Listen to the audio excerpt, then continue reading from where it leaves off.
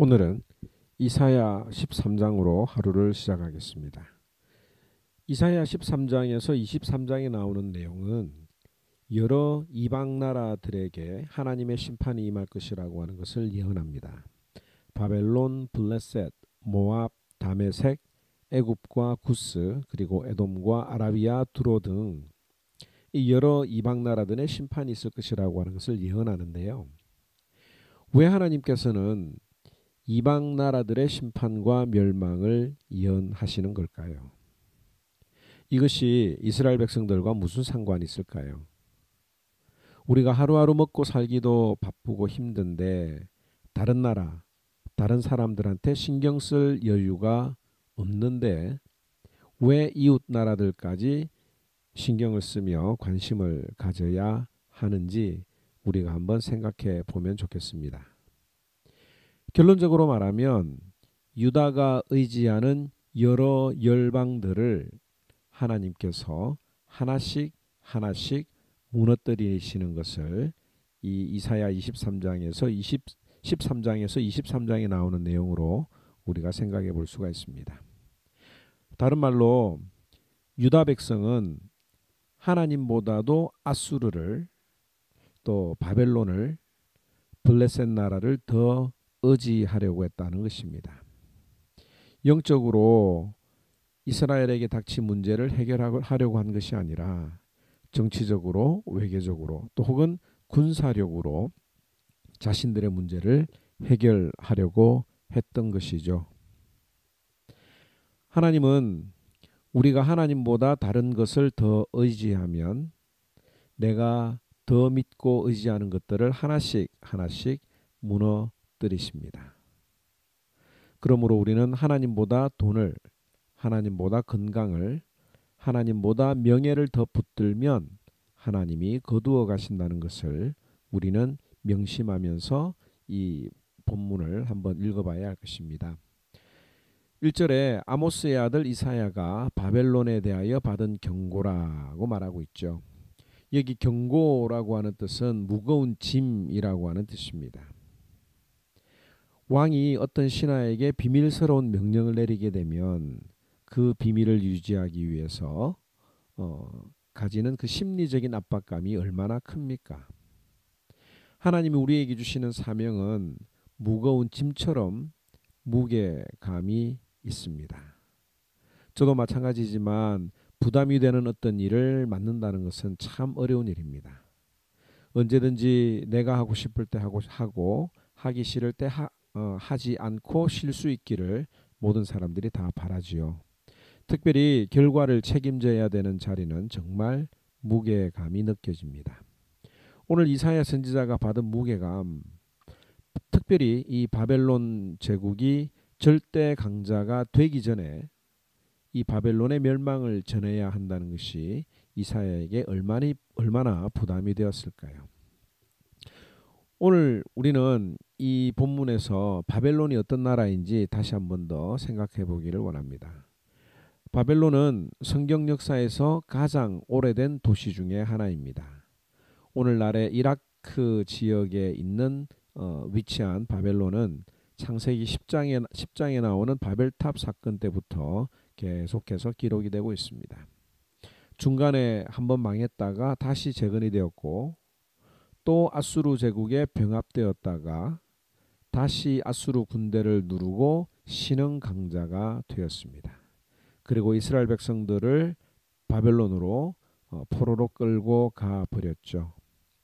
이 바벨론의 생활을 담고 있는 책이 바로 다니엘서입니다. 이사야 선지자와 예레미야 선지자는 이 바벨론의 멸망을 예언한 선지자로도 유명합니다. 이처럼 역사적으로 끈질기게 오래 살아남았던 바벨론이 멸망한다고 하는 것이 오늘 본문의 내용입니다. 그런데 하나님께서는 아무 이유 없이 바벨론을 멸망시키지 않습니다. 바벨론의 멸망 이유를 11절에 잘 기록하고 있는데요. 내가 세상의 악과 악인의 죄를 벌하며 교만한 자의 오만을 끊으며 강포한 자의 거만을 낮출 것이다. 하나님께서는 교만한 사람을 싫어하시고 교만한 자의 그 죗값을 분명히 갚으신다고 이야기를 하고 있습니다. 그리고 교만한 바벨론을 치기 위해서 하나님이 직접 군대를 검열하신다고 4절에 표현하고 있지요. 4절에 산에서 무리의 소리가 나며 많은 백성의 소리 같으니 곧 열국 민족이 함께 모여 떠드는 소리라. 만군의 여호와께서 싸움을 위하여 군대를 검열하심이로다. 그리고 하나님은 이 바벨론보다도 더 잔인한 메대 사람을 충동시키셔서 바벨론을 멸망하게 할 것이라고 예언하셨습니다. 17절에 보면 은을 돌아보지 아니하며 금을 기뻐하지 아니하는 메대 사람을 내가 충동하여 그들을 치게 하리니 메대 사람이 활로 청년을 쏘아 죽이며 태의 열매를 긍휼히 여기지 아니하며 아이들을 애석하게 보지 아니하리라. 이 메대 사람들이 전쟁을 일으키는 목적은 금과 은이 아니었습니다.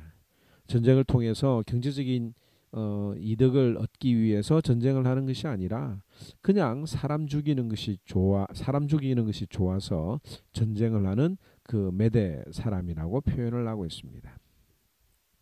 오늘 이사야가 예언했던 바벨론의 멸망이 어떻게 성취되었는지 잘 보여주고 있는 말씀이 다니엘서 5장에 나오는 내용입니다.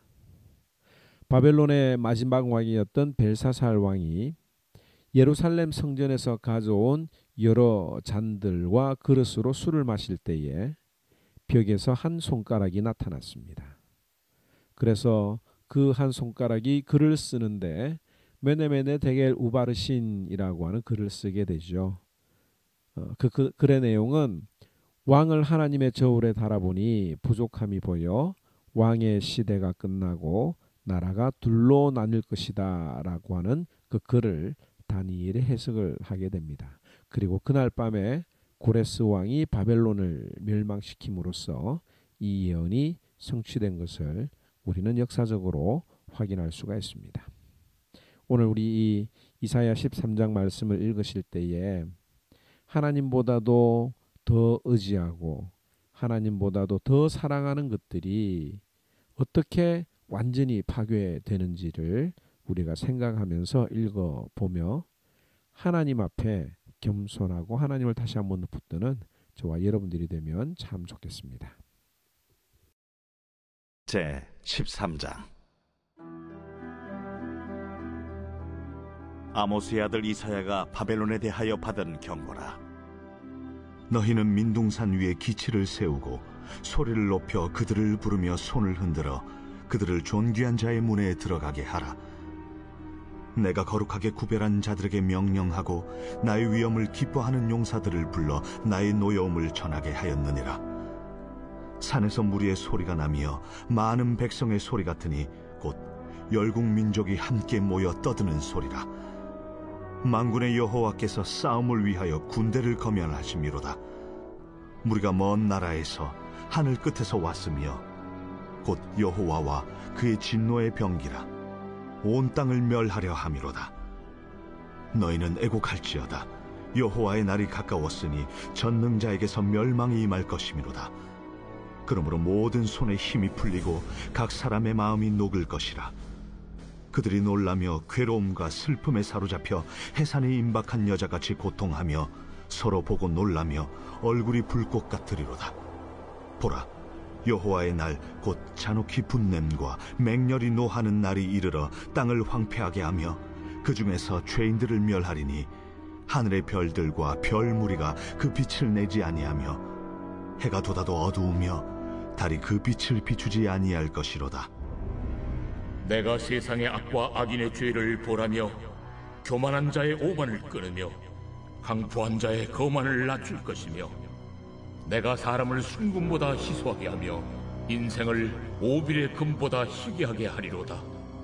그러므로 나 만군의 여호와가 분하여 맹렬히 노하는 날에 하늘을 진동시키며 땅을 흔들어 그 자리에서 떠나게 하리니 그들이 쫓긴 노루나 모으는 자 없는 양같이 각기 자기 동족에게로 돌아가며 각기 본향으로 도망할 것이나 만나는 자마다 창에 찔리겠고 잡히는 자마다 칼에 엎드려지겠고 그들의 어린 아이들은 그들의 목전에서 메어침을 당하겠고 그들의 집은 노략을 당하겠고 그들의 아내는 요고를 당하리라. 보라, 은을 돌아보지 아니하며 금을 기뻐하지 아니하는 메대 사람을 내가 충동하여 그들을 치게 하리니 메대 사람이 활로 청년을 쏘아 죽이며 태의 열매를 궁일이 여기지 아니하며 아이를 애석하게 보지 아니하리라. 열국의 영광이요 갈대아 사람의 자랑하는 노리개가 된 바벨론이 하나님께 멸망당한 소돔과 고모라 같이 되리니 그곳에 거주할 자가 없겠고 거처할 사람이 대대에 없을 것이며 아라비아 사람도 거기에 장막을 치지 아니하며 목자들도 그곳에 그들의 양떼를 쉬게 하지 아니할 것이요 오직 들짐승들이 거기에 엎드리고 부르짖는 짐승이 그들의 가옥에 가득하며 타조가 거기에 깃들며 들량이 거기에서 뛸 것이요 그의 궁성에는 승냥이가 부르짖을 것이요 화려하던 궁전에는 들깨가 울 것이라. 그의 때가 가까우며 그의 날이 오래지 아니하리라.